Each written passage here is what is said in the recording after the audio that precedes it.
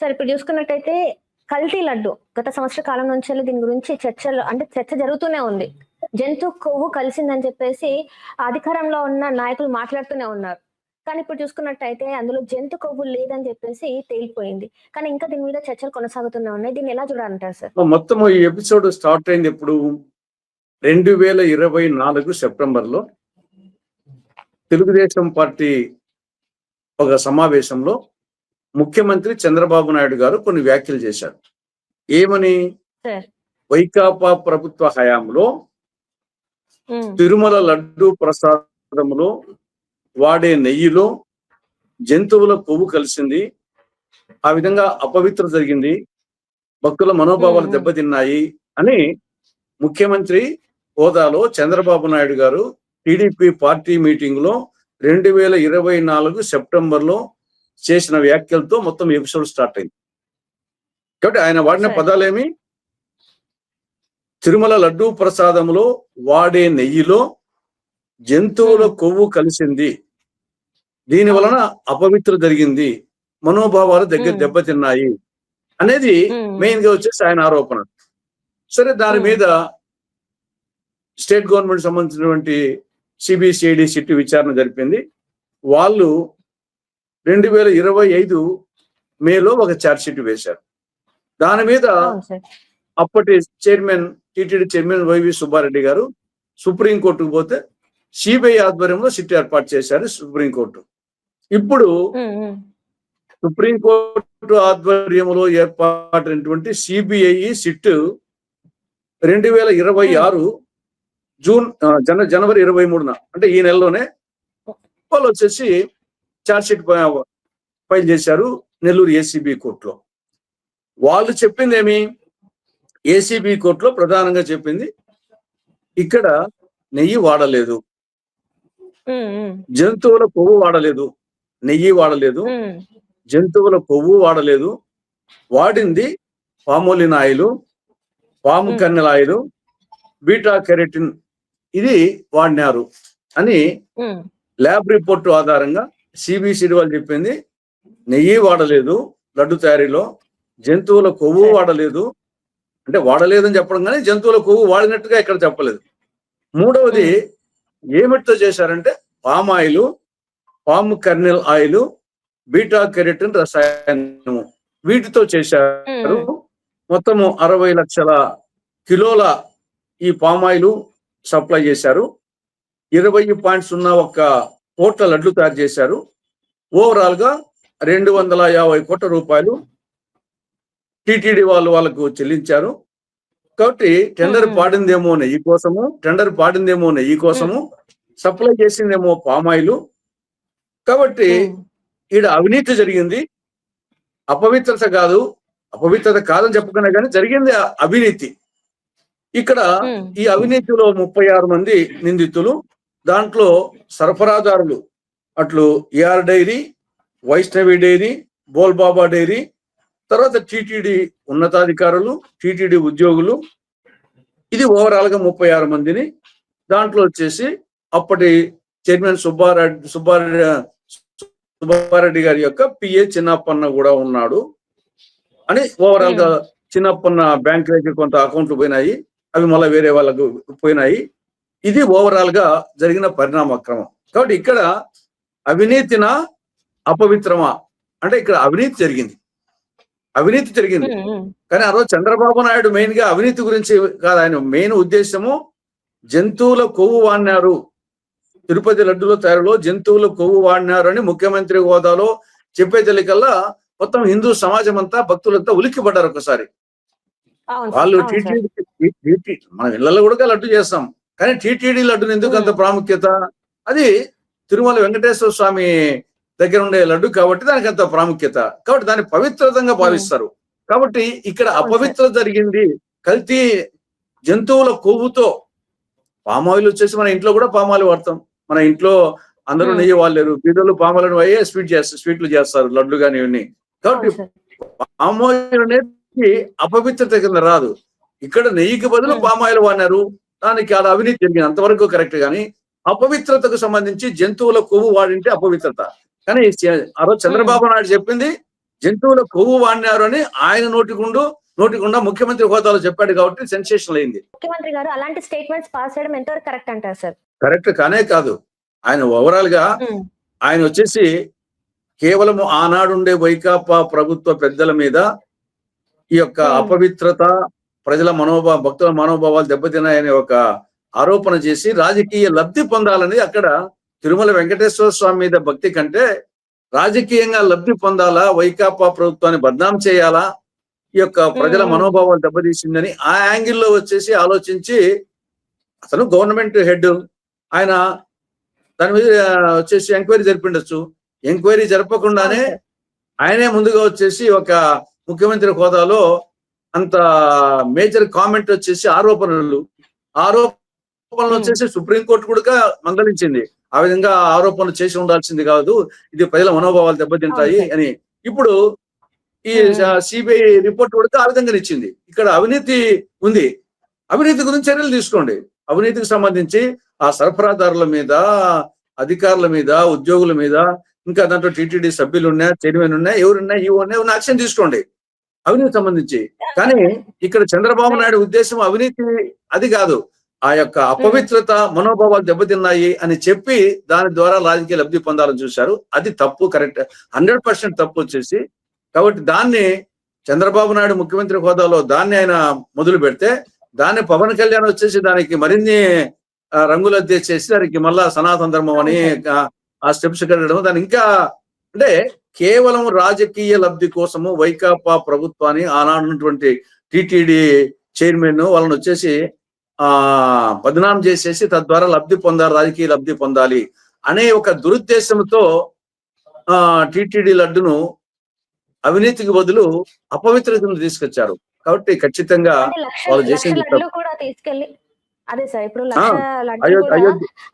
అయోధ్యలో అన్నారు, అక్కడ కూడా వాళ్ళ హిందూ మనోభావాలు దెబ్బతిన్నాయి, మొత్తం ఇప్పుడు పవిత్రత అంతా పోయిందని చెప్పేసి మాట్లాడారు కదా సార్. 100% చాలా వచ్చేసేది ముఖ్యమంత్రి, ఉప ముఖ్యమంత్రి హోదాలో తెలిసి తెలియక ఆ విధంగా వచ్చేసి వాళ్ళు, అరే ఇది మన సామాన్యులు, మనలాంటి వాళ్ళకి కూడా, ఒక సామాన్యుడు కూడా వచ్చేసి టిటిడి లడ్డు మనం ఇంట్లో కూడా చేసుకుంటాం, కానీ టిటిడి లడ్డు అంటే తిరుమల వెంకటేశ్వర స్వామి లడ్డు కింద భావించి పవిత్రత అనే దానికి ఆపాదించుకుంటారు. అది కేవలం రుచి కోసం, ఒక తినేదాని కోసం కాదు.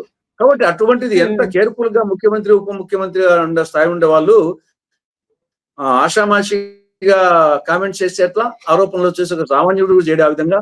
కాబట్టి తీవ్రమైనటువంటి ఆరోపణలు చేశారు, అది తప్పు అని చెప్పేసి నిర్ధారణ అయింది.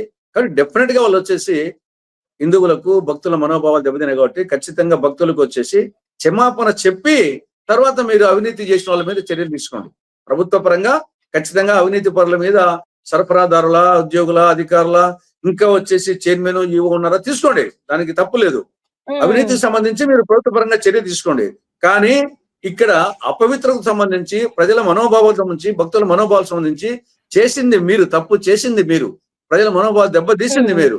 అటు అయోధ్య విషయంలో కానీ, దీంట్లో కానీ జంతువుల కొవ్వు వాడినారని మీరు పదే పదే చెప్పి లేని దాన్ని వచ్చేసి మీరు చేశారు. కాబట్టి ఖచ్చితంగా భక్తులకు వచ్చేసి క్షమాపణ చెప్పి తీరాల చంద్రబాబు నాయుడు ముఖ్యమంత్రి హోదాలో, పవన్ కళ్యాణ్ ఉప ముఖ్యమంత్రి హోదాలో. అది చేసి ఇది కూడా చేయండి. అవినీతి సంబంధించి మనం ఏం సపోర్ట్ చేయడంలో, అవినీతి సపోర్ట్ చేయడంలే, దాని చర్యలు తీసుకోవాల్సిందే. నెయ్యికి బదులు పాములు సప్లై చేశారు, దానికి డబ్బుల కోసమే అవినీతి జరిగింది, 100% అవినీతి జరిగింది. దాని కారకుల మీద యాక్షన్ తీసుకోండి. కానీ మనోభావాలకు సంబంధించి మీరు తప్పు చేశారు సార్. ఇక్కడ చూసుకున్నట్టయితే కల్తీ జరిగింది అంటే ఈ టెండర్ పాడింది మనకి 2018లో కదా సార్. అండ్ కంపెనీస్ కూడా వచ్చింది కదా.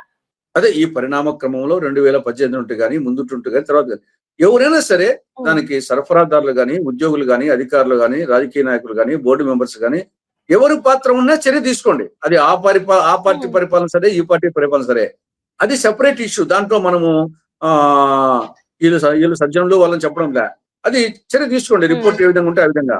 కానీ ఇక్కడ అపవిత్ర జరగలేదని చెప్పారు కాబట్టి, చిట్లు వచ్చింది కాబట్టి దానికి సమస్య స్టార్ట్ అయింది అనుంటి 2024 సెప్టెంబర్లో జంతువుల కొవ్వు కలిసింది అని ముఖ్యమంత్రి హోదాలో చెప్పినప్పటి నుండి ఇది సమస్య అయింది. అంతకుముందు తిన్నోళ్ళు కూడా దాని ఒక విధంగా వచ్చేసి దాన్ని వాళ్ళ కడుపులో తిప్పినట్టుగా భావించారు. వచ్చేసి ఎప్పుడో తినింది కూడా ఇప్పుడు వాళ్ళ కడుపులో జంతువుల కొవ్వు వాళ్ళ కడుపులో తిప్పింది అనే భావన వచ్చే విధంగా మాట్లాడారు. కానీ దానికి క్షమాపణ చెప్పాలా. ఇప్పుడు ఇక్కడ చూసుకున్నట్టయితే ప్రక్షాళన అంటే అంటే గుడి పవిత్రత కాపాడడానికి ప్రక్షాళన చేశారు, ప్రక్షాళన దీక్షలు చేశారు, మెట్లు కడగడానికి చేశారు. ఇప్పుడు ఇవన్నిటి గురించి డిప్యూటీ సీఎం పవన్ కళ్యాణ్ గారు ఇంతవరకు దీని మీద స్పందించలేదు, మాట్లాడలేదు. దీని మీద మాట్లాడాలి కదా తనకున్న హోదాతోని. అప్పుడు వెంటనే మాట్లాడారు, వెంటనే ఇట్లా జరిగింది అని తెలిసిన వెంటనే సనాతన ధర్మం అని చెప్పేసి మాట్లాడారు. ఈ రోజేమో ఇంతవరకు తను అసలు ఒక ప్రెస్ మీట్ పెట్టి దీని మీద ఒక వివరణ కూడా ఇవ్వడానికి ప్రయత్నించలేదు. అందుకే గుమ్మడికి వెళ్దాం అంటే భుజాలు తడుకున్నట్టు ఉంది పరిస్థితి.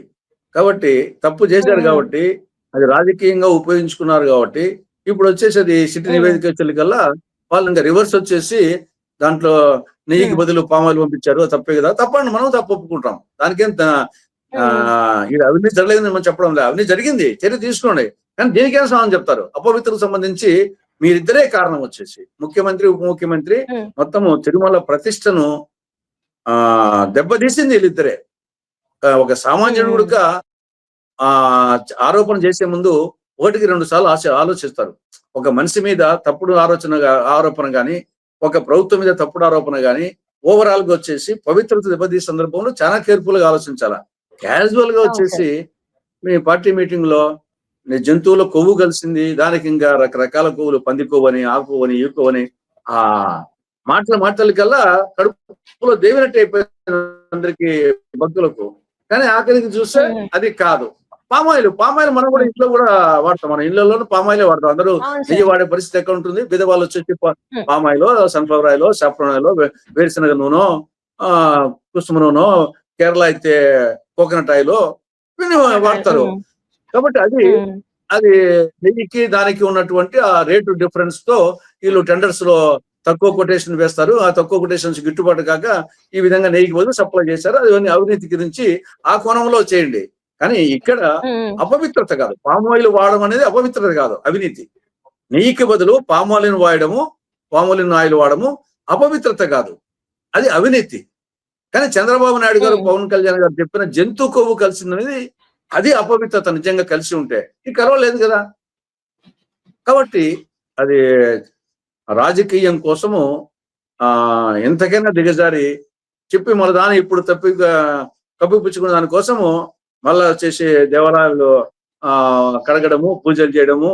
ఈరోజు నిన్న కొందరు టీటీడీ నాయకులు మళ్ళా వచ్చేసి అతి ఎక్కువ చేస్తున్నారు. ఒక తప్పు చేసిన దానికి ఎలా చూడాలంటారు సార్? అంతే. అప్పుడేమో ప్రెస్ మీట్లు పెట్టి మరి ముఖ్యమంత్రి గారు ఒక సభలో మాట్లాడారు, అండ్ డిప్యూటీ సీఎం గారు ఒక వేదిక మీద మాట్లాడారు. అండ్ ఈ రోజు ఇప్పుడు చూసుకున్నట్టయితే ఇన్ని రోజులు గడుస్తున్నా కూడా దీని మీద ఒక్కరు కూడా ప్రెస్ మీట్ పెట్టి మాట్లాడలేదు. అటు ముఖ్యమంత్రి కావచ్చు, ఇటు డిప్యూటీ సీఎం కావచ్చు, ఎవరు మాట్లాడలేదు. అంటే దీన్ని పక్కకు పెట్టాలన్నా లేకపోతే దీన్ని చూసి చూడనట్టు వదిలేయాలన్నా ఏంటి అసలు వాళ్ళ దీని మీద వాళ్ళ స్పందన ఎందుకు లేదంటారు? దీన్ని ఎలా చూడాలంటారు? ఇప్పుడు దాని గురించి స్పందన కాకుండా రెండోది కూడా మళ్ళీ వచ్చేసి ఇప్పటికి కూడా కల్తీ జరిగిందని దేవాలయాలు శుభ్రం చేస్తున్నారు కొన్ని చోట్ల. ఇప్పటికి కూడా వచ్చేసి దాన్ని మళ్ళా నమ్మించాలని చెప్పేసి మనం కూడా ఒప్పుకుంటున్నాం. నెయ్యి లేదు, పామోలిన్ ఉంది, దానికి ఒప్పుకుంటున్నాం. కానీ మీరు చెప్పింది జంతువుల కొవ్వు కదా, కానీ అది మాట్లాడడంలా. కల్తీ జరిగింది అనేది మారుతున్నారు. జంతువుల కొవ్వు కల్తీ జరిగిందని చెప్పే ధైర్యం ఎవరికి లేదు, ఎందుకంటే సిట్ నివేదిక ఇచ్చింది కాబట్టి ఒక తప్పుకు అనేక తప్పులు చేస్తున్నారు. కేవలం ఇది రాజకీయ లబ్ధి కోసము చేసినటువంటి ఆరోపణ అది బూమరాంగ్ అయింది, సెల్ఫ్ గోల్ అయింది. కూటమి ప్రభుత్వానికి ఇది సెల్ఫ్ గోల్ కొట్టుకున్నట్టు అయింది, బూమరాంగ్ అయింది. ఆ బూమరాంగ్ అయిందని ఒప్పుకోకుండా మళ్ళీ అంటున్నారు. అదే టైంలో వైకాపా వాళ్ళు వచ్చేసి వాళ్ళు జంతువుల కొవ్వు కలవలేదు, మీరు తప్పు చేస్తారని చెప్పందుకు బాగానే ఉంది. రెండవది, అవినీతి జరిగింటే చర్యలు తీసుకోండి అని చెప్పాలి. వాళ్ళు చెప్పడం లే. వైకాపా వాళ్ళు కూడా ముందుకు వచ్చి అవినీతి జరిగింటే చర్యలు తీసుకోండి ఎవరి మీద జరిగినా అని. కానీ అది వాళ్ళు కూడా చెప్పాలా. మీరు అపవిత్రత అన్నారు, అది తప్పు అని తేలింది, మీరు క్షమాపణ చెప్పండి. క్షమాపణతో పాటు అవినీతి జరిగింది, అవినీతి మీద చర్యలు తీసుకోండి అని వాళ్ళ అంశాన్ని వాళ్ళు బ్రేక్ చేసుకుంటున్నారు, వీళ్ళ అంశాన్ని వీళ్ళు బ్రేక్ చేసుకుంటున్నారు. కానీ ఇద్దరు తప్పే. వీళ్ళు అపవిత్రత తప్పే, వాళ్ళకి అవినీతి గురించి చెప్పకపోవడం వాళ్ళది తప్పే. ఒకవేళ అంతకుముందు జరిగినా కానీ వాళ్ళ మీద కూడా యాక్షన్ తీసుకొని చెప్పాలా. ఎవరు అవినీతి చేసినా కానీ వాళ్ళ సరఫరాదారుల, ఉద్యోగుల, అధికారుల మా హయాంలో కానీ మీ హయాంలో కానీ ఎవరి హయాంలో కానీ తప్పు చేసి ఉంటే వాళ్ళ మీద చర్య తీసుకోండి అని చెప్పేసి వైకాపా చెప్పాలి. అపవిత్రత అని చెప్పేసి మేము చెప్పాము, దానికి క్షమాపణ చెప్తున్నామని చెప్పేసి చంద్రబాబు నాయుడు గారు, పవన్ కళ్యాణ్ గారు వ్యక్తిగతంగా వాళ్ళు చెప్పాలి, చర్య తీసుకోండి అవినీతి పరుల మీద. Right sir. Thank you. చూసుకున్నట్టయితే